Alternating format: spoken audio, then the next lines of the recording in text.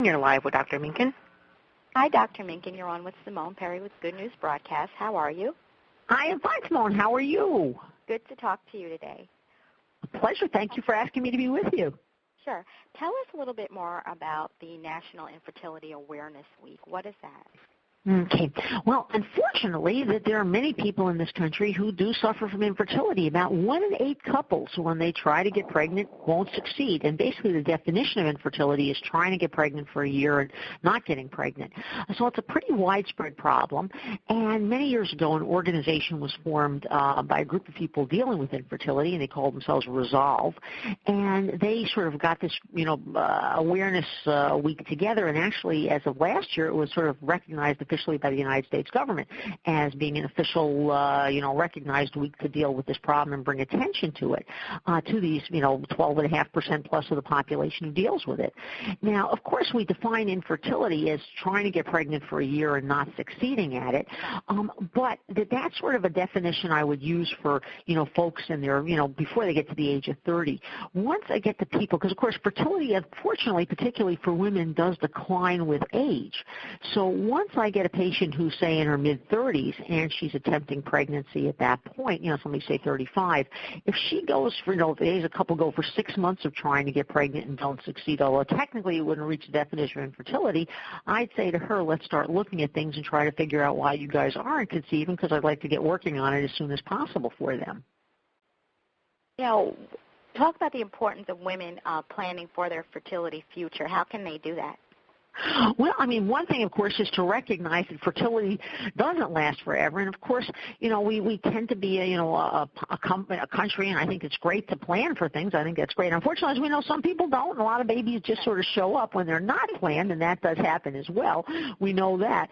But, many women, we'd like to get our education organized, our careers organized, get things settled familial-wise, and then say, okay, it's time to have a baby, and now's the perfect time to do it. Unfortunately, most of us are never going to find a perfect time. There's always going to be something going on. They'll say, well, maybe now's not the perfect time.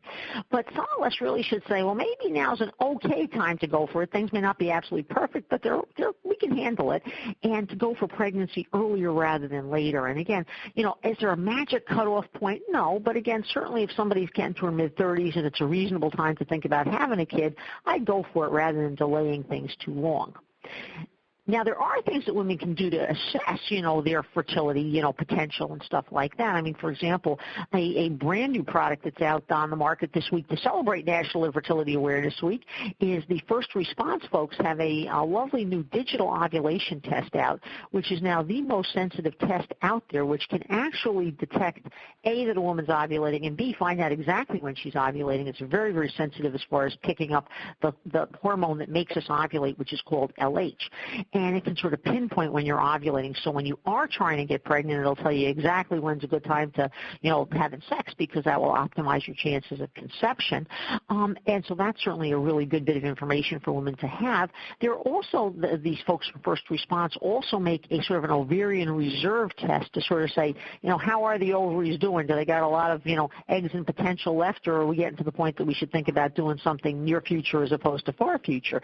So there are a whole suite of tests available. But in general, I would discourage people from waiting too long, as far as going for pregnancy, because, again, there is a sort of a time limit on this whole process.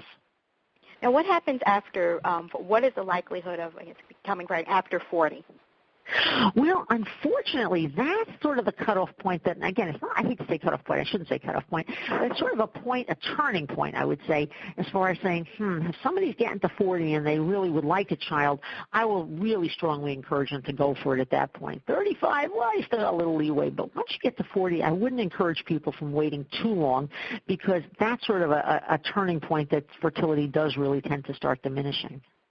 Now, what are some tips for and advice for a healthy pregnancy? Oh, I have a lot of them for people. Most of all, lead a healthy lifestyle. Good exercise, good nutrition, trying to get as close to your ideal body weight as possible, not drinking, not smoking, not taking drugs. All those things are the best things to do. The other important thing that I would encourage all of our listeners to do is when you're trying to conceive, be on a vitamin that has some folic acid in it, because we do know through some very lovely data that women who take folic acid when they get pregnant when they conceive have a much lower chance of having a baby with birth defects.